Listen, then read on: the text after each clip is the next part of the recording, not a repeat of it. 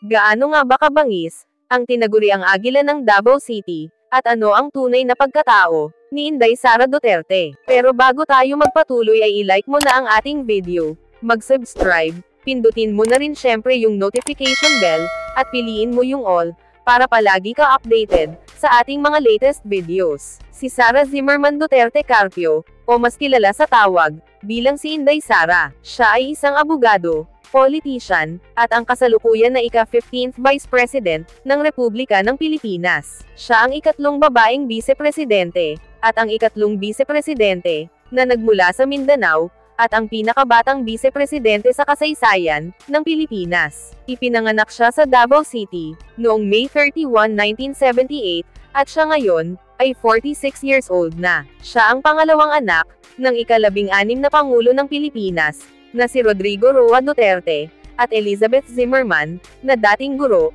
at flight attendant. Nagtapos siya ng kursong BS Respiratory Therapy, sa San Pedro College, Davao City, kung saan una niya balak kumuha ng kursong may kinalaman sa medisina. Nag-aral din siya sa College of Law, upang maging abogado, at kalaunan ay nagtapos sa San Sebastian College Recoletos sa Manila, at nakapasa sa bar exam noong 2005.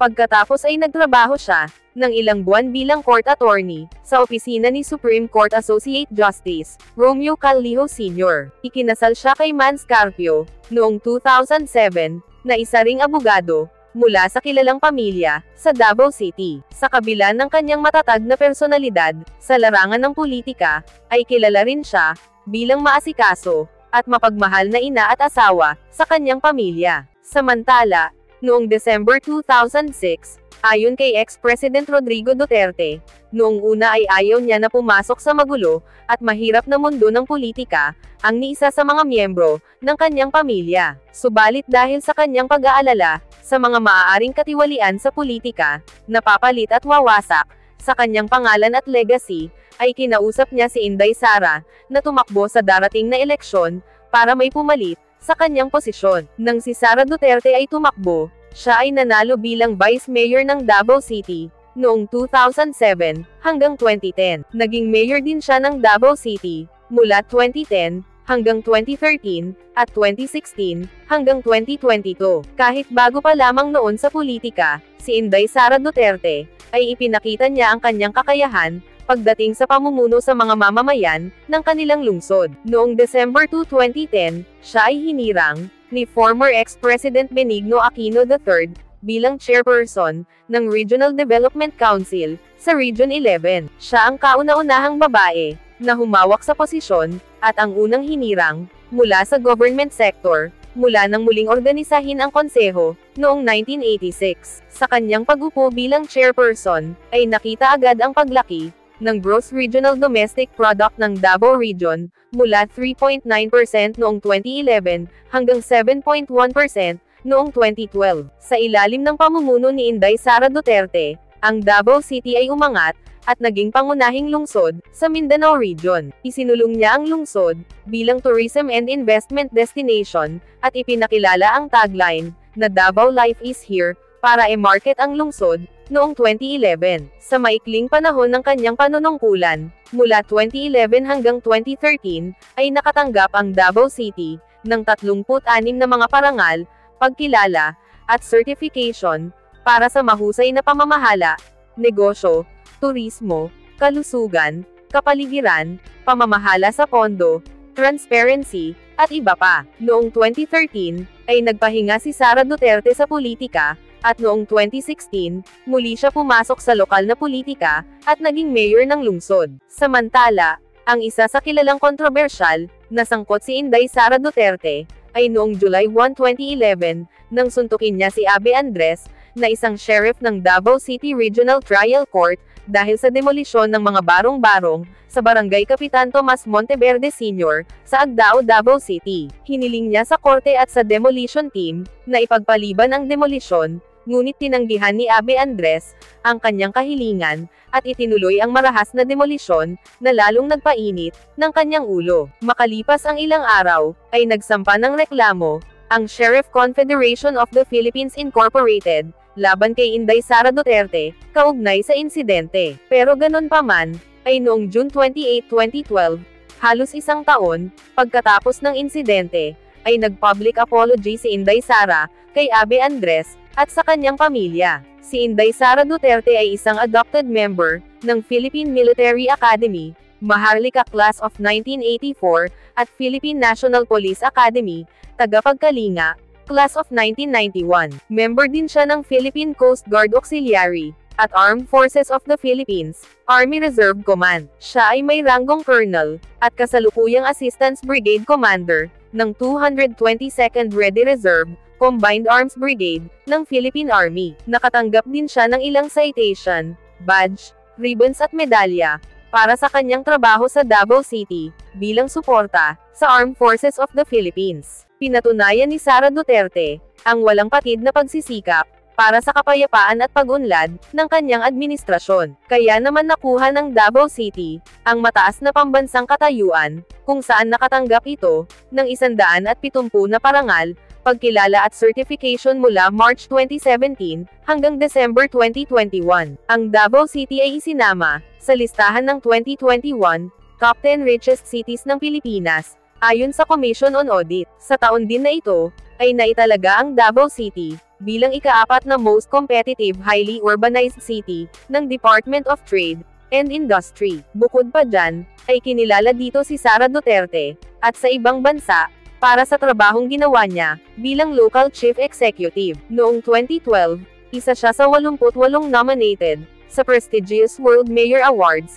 at isa sa 2 Pilipino, na mayor nominees. Noong 2021, napili siya bilang top performing mayor ng Pilipinas, na may 93% rate, sa pamamagitan, ng isang independent, at non-commission survey, ng RP Mission and Development Foundation Incorporated. Noong 2022 election, siya ay nanalo bilang Vice President, na may mahigit 32 milyong boto. Siya ang naging kauna-unahang Vice-Presidente, na nahalal ng nakararami, mula noong 1986 election, at ang nakakuha, ng pinakamalaking bilang ng mga boto, mula noong 1969. Maliban pa dyan, nakamit din niya ang pinakamaraming boto, para sa alinmang katungkulan, sa isang solong panalo na halalan, sa kasaysayan ng Pilipinas. Siya rin ang pinakabata, at unang naging Vice-Presidente, na nagmula sa Mindanao. Ilan nga sa kanyang mga nagawa, ay ang mga sumusunod. Nagpagawa si Sara Duterte, ng mga satellite office, para sa Office of the Vice President, sa Zamboanga City, Tandag, Tacloban City, Davao City, Dagupan, at Cebu City. Noong October 9, 2022, sa pakikipagtulungan niya sa DepEd, at Department of Health, sinimulan ni Inday Sara ang pagpapalabas, ng kalusugan food trucks, sa ilang mga lugar sa Pilipinas, na mas nangangailangan ng tulong, upang tugunan ang malnutrition, sa mga mag-aaral. Ang mga food truck ay regular na humihinto, sa mga paaralan at institusyon, na may problema sa malnutrition, na mga bata. Sumusunod sa isang 120 days, na feeding program menu, na recommended, ng National Nutrition Council, ng DOH. Inumpisahan din niya ang nationwide distribution, ng 1 milyong bag, na naglalaman ng school supplies at dental kits, pati na rin ang pagtatanim ng 1 milyong puno, sa ilalim ng OBP Pagbabago, A Million Learners and Trees Program, sa pakikipagtulungan sa DepEd,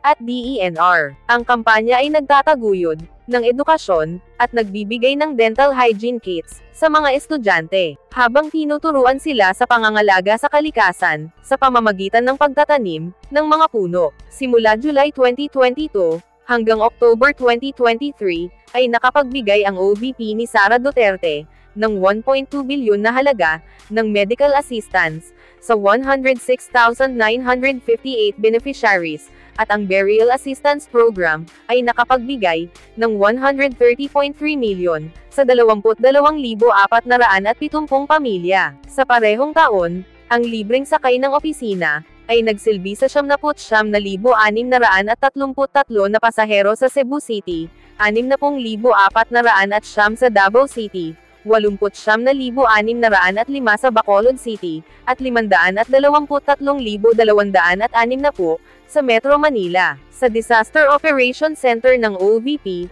ay nagsagawa ng 162 relief operations, at nagbigay ng 69.1 milyon na tulong sa 115,45 na pamilya sa panahon ng mga kalamidad at mga sakuna. Samantala, pagdating sa usapang CPP-NPA-NDF o Communist Party of the Philippines New People's Army, National Democratic Front, na pakikipag-usap ng gobyerno, ay hindi dito sang-ayon si Vice President Sara Duterte. Kaya naman matapos pumayag ang administrasyon ni President Bongbong Marcos na ipagpatuloy ang mga pag-uusap ng kapayapaan sa CPP-NPA-NDF, ay tinawag ni Vice President ang mga pag-uusap na pact with the devil at nagbabala na hindi tapat ang mga komunista sa pagkakaroon ng kasunduan pagdating sa gobyerno. Samantala, noong May 11, 2022, ay ipinahayag ni President Bongbong Marcos na pumayag si Vice President Sara Duterte na sumapi sa kanyang gabinete